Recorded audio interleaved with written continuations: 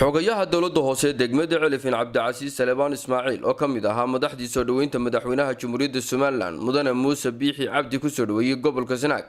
oo la hadlay warbaahinta ayaa bogaadiyay safarka madaxweynaha Somaliland uu ku yimid gobolka Sanaag isagoo sidoo kalena ka mahad celiyay sida mug iyo miisaan kale madaxda gobolka iyo guud ahaanba shacabka gobolka Sanaag ay u soo dhaweeyeen madaxweynaha Jamhuuriyadda Somaliland mudane Muuse Biixi Cabdi waxaana sidoo kale ka hadlay mashaariica gobolka madaxweynaha iyo xukuumaddiisa ka hirgelisay gobolka Sanaag isagoo sidoo kalena soo dhaweeyay shirkii xukuumadda Somaliland iyo mid kamid ah beelaha dega gobolka Sanaag heshiis qaranka muhiim u ah halkaasi ku gaadheen iyo waliba siyaasadda arrimaha dibadda ee Somaliland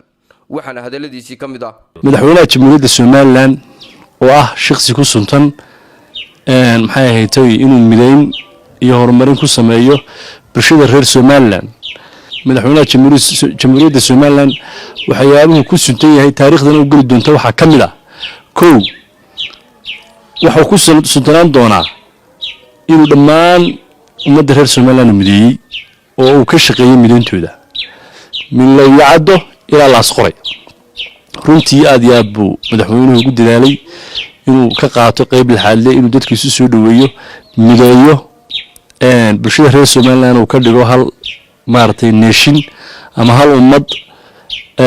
runtii aad iyo aad buu ugu mahadsan yahay taas waxay ku tusaysaa safarka culus ee uu soo galay uu ku yimid gobolka Sanaag gaar ahaan magaalada Ceergaabo oo uu fuudii ugu ballaadnayd oo uu ku jiro gudoomiyaha golaha guurtida Salebaan Maxamuud Aadan iyo gudoomiyaha baarlamaanka Cabdirasaaq Khaliif iyo dhammaan golihii wasiirada xubnihii ugu badnaa inuu soo kaxaystay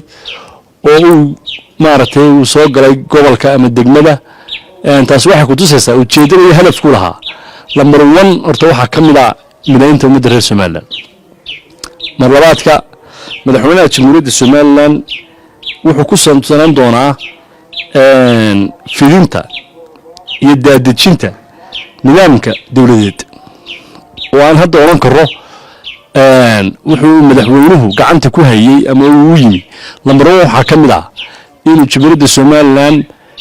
maartay xuduudeeda ama districtga joogto uu kor u kordhiyo ama uu gaarsiyo xadka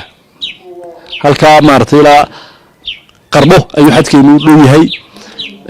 madaxweynuhu waxa uu ku taamaya marka uu ka soo bogtay mideyntii ummadda inuu dhulkiina uu kordhiyo ama uu deegaankii districtga Somaliland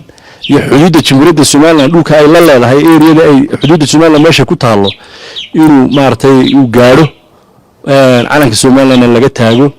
isagoo uu maraya hab isafgarad iyo isfahan inuu madaxweynuhu sugo dhammaan xuduudaha Jamhuuriyadda Somaliland xuduudii 60kii ay leedahay Soomaaliyana uu madaxweynuhu calanka Jamhuuriyadda Somaliland ka taago oo ay maartay u noqoto wax taariikhda u gasho oo laga soo ka tagi doono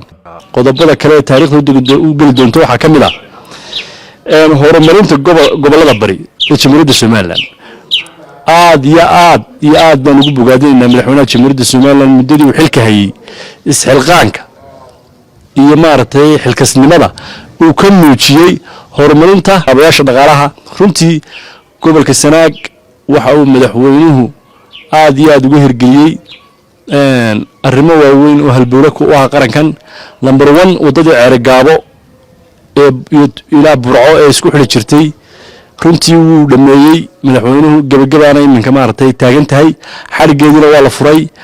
waana lagu guuleystay mashruuca runtii madaxweynaha Muuse Biixi ayaa arinta ku guuleystay